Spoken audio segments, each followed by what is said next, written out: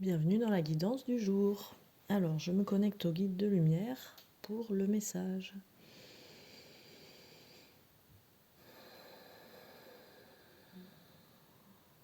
Alors, aujourd'hui, ça parle d'environnement et de relationnel. Les guides vous disent que vous ne perdez rien si vous vous éloignez de certaines personnes, de certains lieux, de certains environnements d'évolution, de vie. Alors, ça parle par exemple du travail, que les guides vous disent que même si vous avez la sensation que vos collègues, par exemple, vous ne les avez pas choisis, c'est encore une illusion.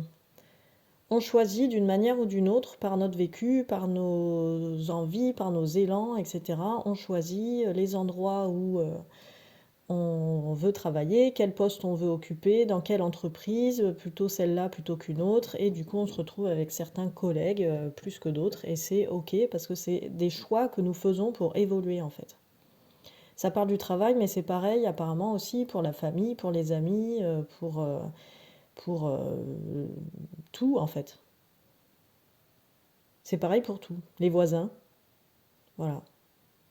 On choisit de manière plus ou moins consciente toutes ces personnes, toutes ces interactions et du coup toutes ces relations pour évoluer.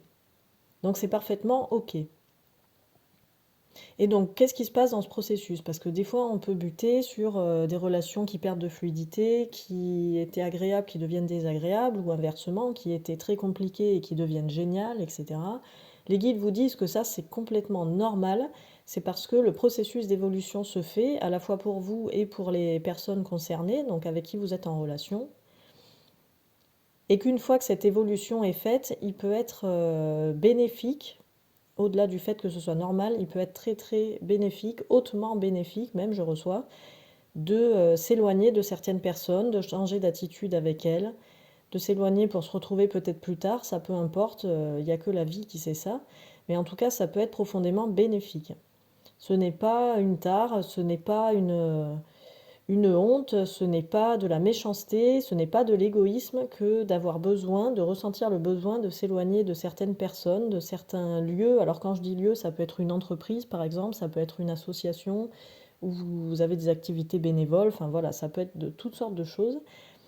C'est un processus normal parce qu'une fois que vous avez évolué sur le thème, le plan, le sujet concerné par votre présence dans ce lieu avec ces personnes-là, il est possible soit que vous ayez besoin d'y rester pour continuer à évoluer sur un autre sujet, un autre thème et d'une autre manière avec d'autres personnes. Donc là, par exemple, si on garde l'entreprise comme exemple, vous pouvez changer de poste comme ça du jour au lendemain sans vraiment l'avoir demandé. Vous pouvez avoir des collègues qui s'en vont, d'autres qui arrivent, etc. Et ça, c'est OK.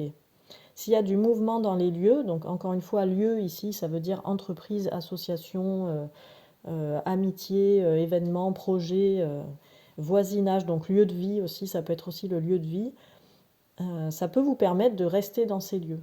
En revanche, si il y a beaucoup trop de stagnation, si vous avez évolué de manière très significative en plus ces derniers temps et tout, et qu'il n'y a plus rien qui se passe, qu'il n'y a pas de mouvement qui se crée, les guides disent que vous pouvez être à l'initiative de ce mouvement de plusieurs manières, par exemple en soumettant des nouvelles idées à votre entreprise, euh, c'est quoi le mot? En recrutant de nouveaux bénévoles dans l'association, par exemple, et pour ouvrir le champ des possibles, etc. Mais ça peut être aussi vous à bouger. Si vous ressentez l'élan de changer de service pour changer de collègue, par exemple, ou de quitter carrément une entreprise pour aller travailler dans une autre, quand bien même ce serait le même domaine ou un domaine complètement différent, faites-le. Ou de vous éloigner de certaines amitiés, ou de prendre de la distance aussi avec de la famille, etc. Euh, Ça, en fait, les guides vous disent que c'est un processus qui est complètement normal. C'est pareil, c'est encore une loi universelle de la vie, apparemment. C'est que on doit garder le mouvement en permanence dans tout ce qu'on fait, parce que la vie est mouvement. Ce qui est vivant bouge d'une manière ou d'une autre. Même quand, par exemple, physiquement, admettons, on a un handicap physique ou quoi, on ne peut pas se déplacer physiquement, mais on peut trouver des manières de changer notre environnement grâce aux autres. De toute façon, les guides disent qu'on est tous interreliés, donc quoi qu'il arrive, On dépend tous des uns et des autres, à la fois pour vivre, survivre et pour évoluer. On peut bouger quoi qu'il arrive en fait. Faire bouger les choses. Et déjà, les premières choses qui bougent, c'est à l'intérieur de soi. Donc quand on évolue, quand on apprend, quand on avance, on évolue à l'intérieur de soi et on a besoin parfois de changer d'environnement ponctuellement. Les guides vous disent que ça peut être aussi juste prendre des vacances à une période de l'année où vous n'avez pas l'habitude de poser des congés. Ça peut être de faire un voyage dans un pays où vous n'êtes jamais allé. Enfin, le mouvement, ça peut être ça aussi, parce que quand vous partez quelque part pour vivre une nouvelle chose, ça va vous apporter quelque chose de différent. C'est comme, je reprends l'analogie informatique, ça va à la fois désinstaller et installer des nouveaux programmes. Et du coup, quand vous revenez dans votre environnement, par exemple, vous revenez chez vous, vous allez vivre les choses chez vous d'une manière différente. Même si vos voisins sont les mêmes, même si vos amis sont les mêmes, même si vous faites les mêmes activités de loisirs avec les mêmes personnes, le fait que vous ayez bougé, que vous ayez vécu quelque chose de complètement différent pendant un temps, ça peut vous apporter du changement, de la nouveauté, du renouveau et du mouvement dans votre vie. Donc en conclusion, d'une certaine manière, les guides vous disent ressentez, observez, écoutez-vous. Alors ça c'est la base, hein, c'est toujours ça qui revient de toute façon. Et agissez en conscience et en fonction de ce que vous recevez comme information à partir du cœur, à partir de l'intérieur de vous-même en fait.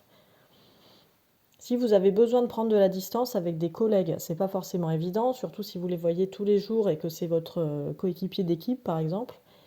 La distance, ça peut être aussi d'adopter une attitude différente avec cette personne. Ça peut être aussi d'exprimer ses besoins, d'exprimer ses ressentis. Ça peut être toutes sortes de choses en fait. Les guides vous disent, souvenez-vous que vivre, c'est la joie aussi, c'est s'amuser.